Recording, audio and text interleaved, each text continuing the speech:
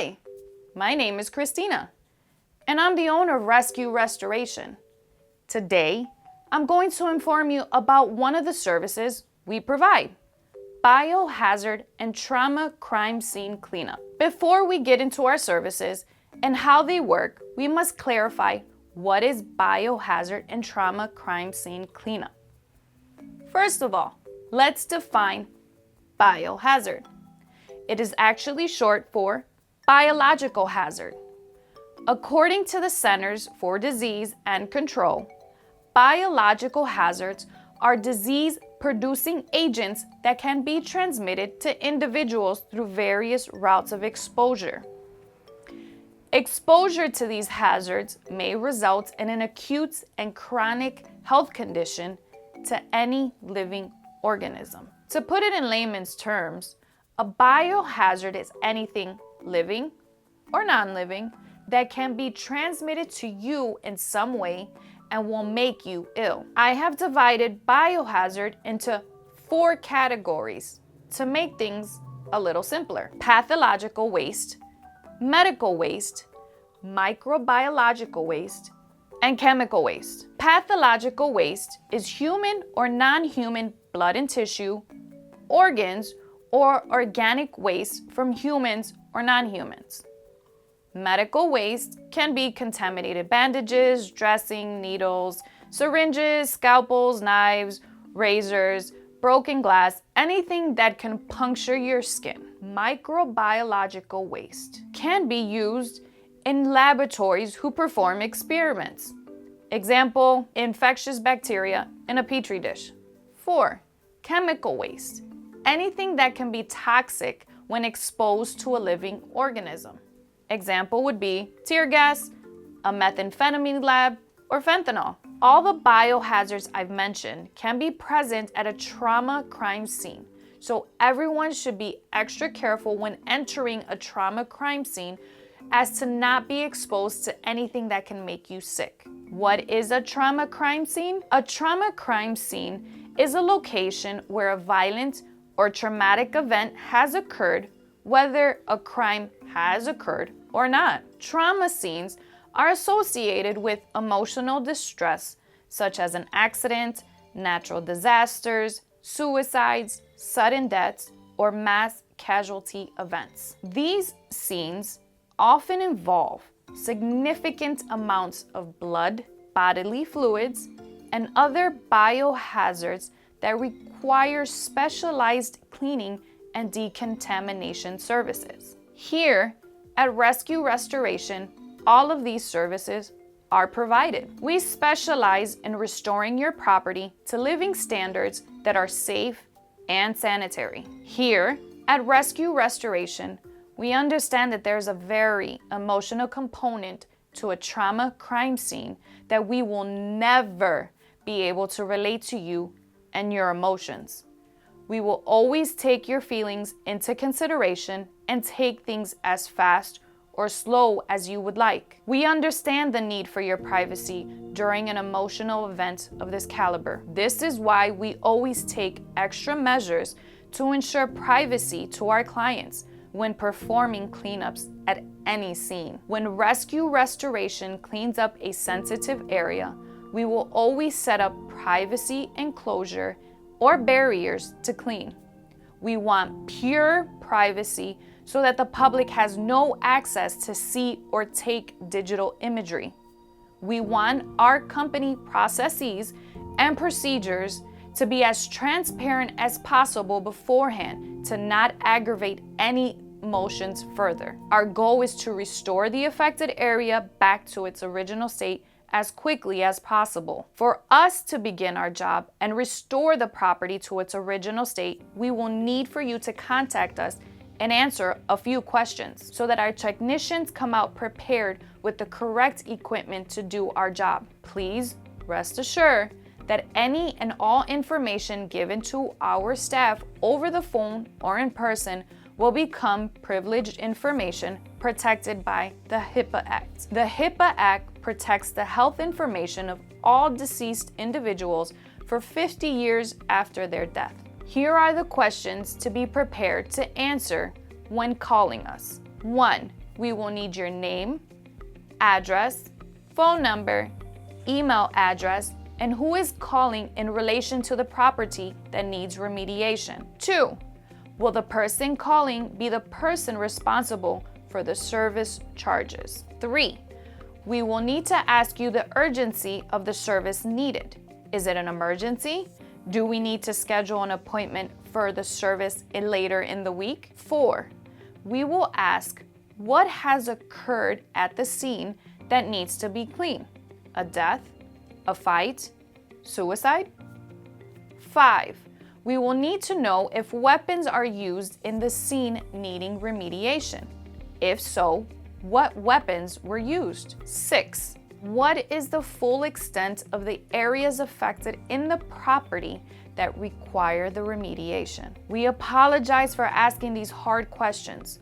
We must ask these questions so that we come prepared to the job site with the correct personal protective equipment and other equipment needed to perform our services. We take the privacy of our customers and the HIPAA Act very seriously here at Rescue Restoration. We do not divulge any pictures, videos, or documents to the public of any biohazard trauma scene cleanup and/or crime scene cleanup we perform. We do take digital documents for our records and for our customers. More than half of the biohazard trauma crime scene cleanup jobs we perform are paid for by insurance companies that retain our services. We do hand over digital proof of work documents to insurance companies when they are the responsible party for the services we render. Never to worry that any digital records we create will ever be posted online or end up on any social media platforms. We are beginning to see a trend appear of restoration companies posting sensitive materials of trauma cleanup jobs, and we believe that your privacy is key in maintaining principles in our industry. Pictures of someone's loved one from a tragic event should not be floating around for everyone to see. What sets our restoration company apart from the others is our morals. We have them, and we will not sacrifice for some shock factor to get views on social media. The simplest way to deal with any biohazard trauma and crime scene cleanup job is to contain, control, remove, and decontaminate. Say it with me: contain, control, remove, and decontaminate. This is what we do on a biohazard trauma crime scene cleanup job to get it done correctly. Contain, control, remove, and decontaminate. Contain is the building of a containment barrier around the biohazard to stop any further contamination. Control would be setting up the containment chambers, locking in the biohazard with negative air pressure. Remove is the removal of all visible contamination. Decontamination is cleaning, drying, applying disinfectants, and encapsulating. What is biohazard trauma and crime scene cleanup in a nutshell? Let's pretend you have called us, answered all our questions, and scheduled a free estimate. When the tech arrives, he will perform a property survey to familiarize him or herself with the layout of the property. Then the tech must complete a risk assessment of the property to determine the proper measures needed to perform the remediation. After the risk assessment has been completed, then a plan of action is created and an estimate is given to the responsible parties for approval. Now, after the estimate is agreed upon, the proper work authorizations are completed and all signatures are fixated to the work contracts. We then begin our remediation process. The first thing we do is to contain the contaminated area so that no contamination can spread to any other areas. On a typical biohazard remediation job, a containment structure is built to encapsulate the hazard and stop it from spreading. We then place the contaminant under negative air pressure and exhaust it through a HEPA filter to the outside of the property. After the containment has been built and properly exhausted, we must then build a decontamination chamber. A decontamination chamber will act as a buffer zone where fully suited technicians place remediated biohazard containers for a minimally suited technician to retrieve for transportation to a biohazard disposable facility. When performing the actual remediation, we must document our work. A decontamination chamber allows us to make adjustments to digital recording devices to properly document proof of work while working in a hot, sweaty, and restrictive biohazard suit. We will then remove all visible contamination 6 inches past anything visible. Then we perform structural cleaning, drying, and disinfecting. I make it sound so simple, but every job has its own challenges. An example of a challenge is when blood has saturated on wood, like on the stud of a load-bearing wall.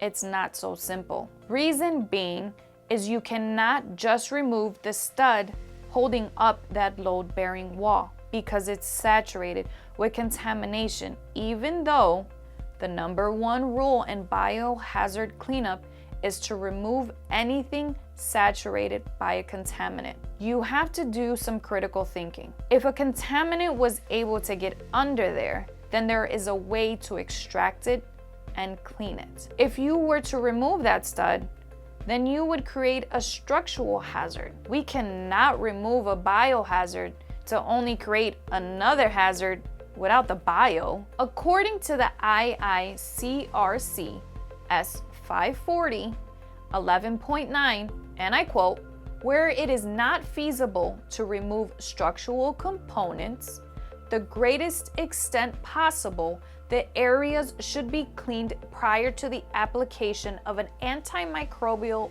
biocide, then sealed and encapsulated. We are always prepared with our trusty standard for trauma and crime scene cleanup with the S540 to help us when circumstances of a job are not so simple. Every technician that works here at Rescue Restoration goes through the best training, so we always persevere. We are trained by the best instructors at New Tech Cleaning Systems in Berkeley, Michigan. Give us a call and we will send out an IICRC certified biohazard and trauma crime scene remediator right away.